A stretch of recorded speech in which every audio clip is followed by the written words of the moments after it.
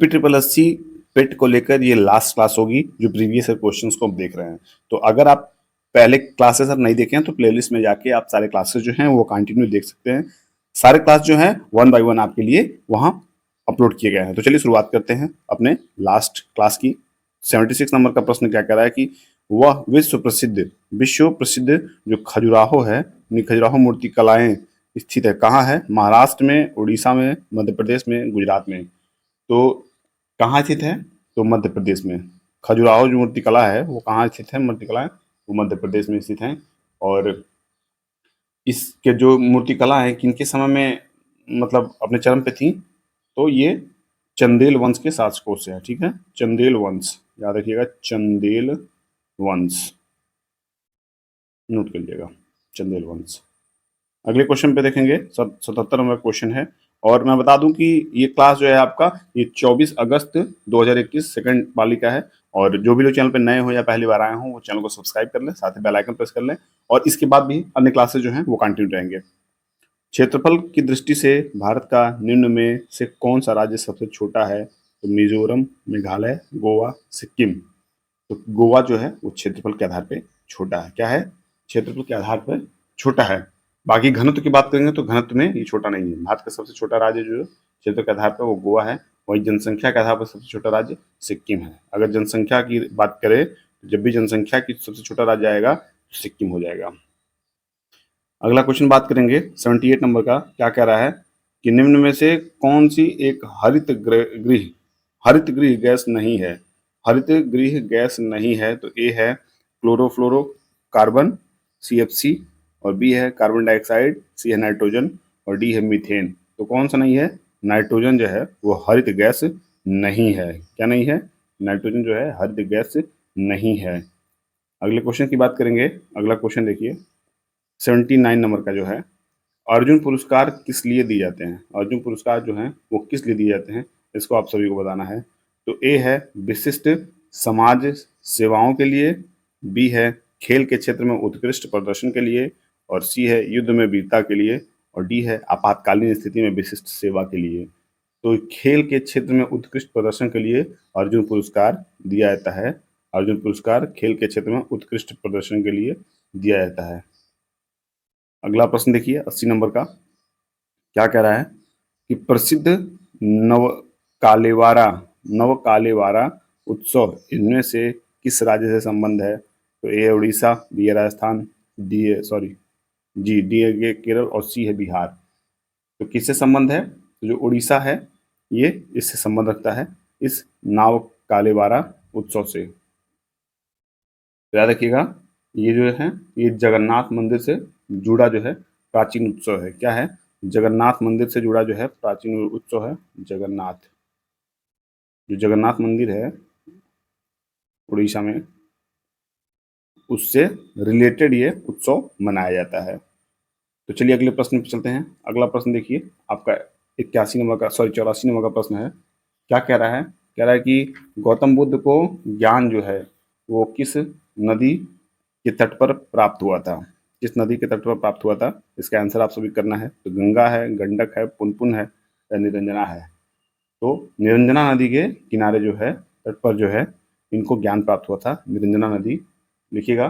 गौतम बुद्ध को निरंजना नदी के तट पर पीपल वृक्ष के नीचे कहाँ हुआ था? पीपल वृक्ष, अगर वृक्ष की बात की जाए तो पीपल वृक्ष, याद रखिएगा, पीपल वृक्ष और नदी निरंजना।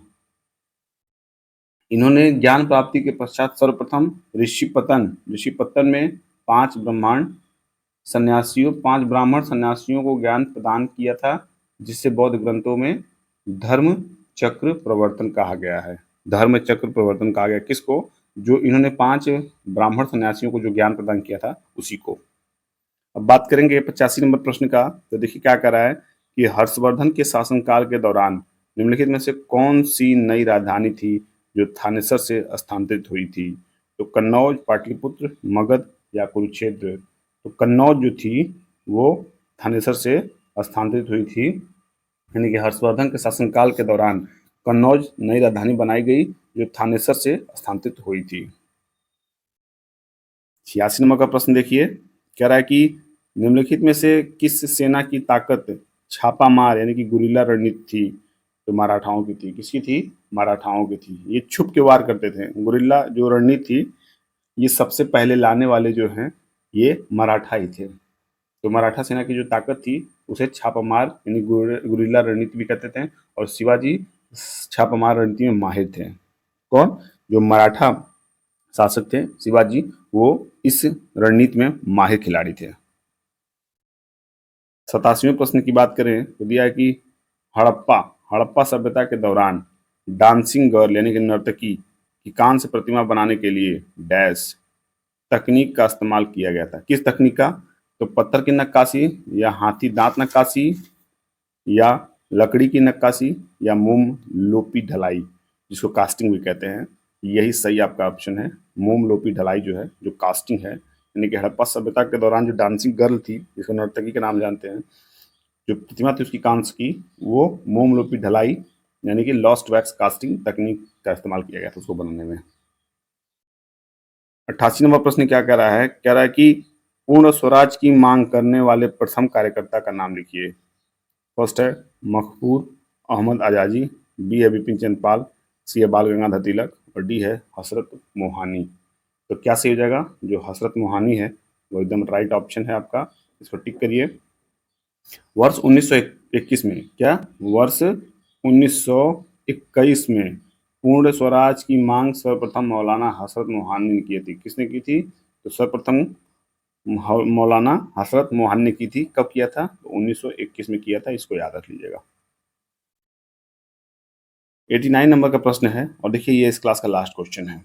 क्या कह रहा है कि निम्नलिखित में से किसे स्वदेशी आंदोलन का प्रमुख कारण माना जाता है? तो ए है महिला शिक्षा के बजाय पुलिस और रेलवे के लिए वित्त पोषण, बी है कलकत्ता निगम अधिनियम 1899 और सी है बंगाल को विभाजित करने का निर्णय और डी है पंजाब भूमि हस्तांतरण अधिनियम। तो क्या सही हो जाएगा? जो बंगाल को विभाजित करने का निर्णय था वही स्वदेशी आंदोलन का प्रमुख कारण माना जाता है। यानी कि 1905 में, क्या देखिए जरा, 1905 में जब ब्रिटिश सरकार द्वारा बंगाल को विभाजित करने का निर्णय दिया गया, उस निर्णय स्वदेशी आंदोलन का प्रमुख कारण भी माना जाता है। तो इस तरह ये क्लास और ये क्वेश्चन और ये प्रीवियस ईयर भी आपका समाप्त हुआ। जितना मेरे पास जो क्वेश्चन थे वो सभी क्वेश्चन मैं आपको दिखा दिया न्यूमेरिकल को छोड़ के। तो अब हम प्रयास करेंगे कि जो मतलब अदरवाइज जो जैसे इंपॉर्टेंट टॉपिक है, जैसे इंपॉर्टेंट डेट्स हो गए, इंपॉर्टेंट बुक्स एंड ऑथर हो गए, इम्पोर्टेंट्स खेल और खिलाड़ी हो गए, इम्पोर्टेंट्स आपके उसको क्या कह रहे हैं, जो भी इंपॉर्टेंट्स की श्रेणियाँ में जो चीज़ें आती हैं, जैसे मुद्रा हो गई, किस देश की कौन सी मुद्रा है, किस देश की कौन सी राजधानी है, तो उन पे हम सोचे 10-12 वीडियो बनाने के लिए, ताकि पेट के एग्जाम से पहले वो भी आपके लिए बहुत ही अच्छा, मतलब एक अच्छा सिद्ध होगा कि जल्दी जल्दी उस क्वेश्चन को पढ़ लेंगे और आप उसको कर सकते हैं समय से। तो चलिए मिलते हैं अगले सेशन में, तब तक के लिए शुभकामनाएं आपके साथ। पढ़ते रहिए, मस्त रहिए, स्वस्थ रहिए। मिलते हैं अगली क्लास में, तब तक के लिए बाय बाय, टेक केयर।